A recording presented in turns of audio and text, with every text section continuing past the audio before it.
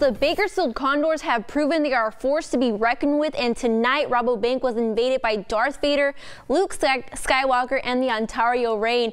All of this in honor of Star Wars Night. R2-D2 was on a mission, taking pictures with as many kids as it can. Even Darth Vader was there, showing the Condors fans some love. Many of the characters had specialty jerseys made and auctioned off tonight, as well as the players' jerseys.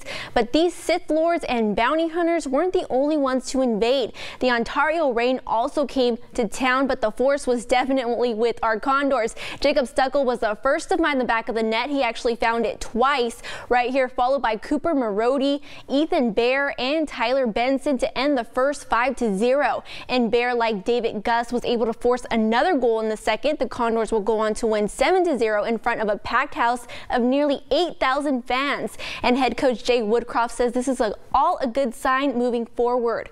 It's important that we feel good in our own building, and it's important that we add layers to our team game as well heading in as we make our playoff push here through the end of March and into early April.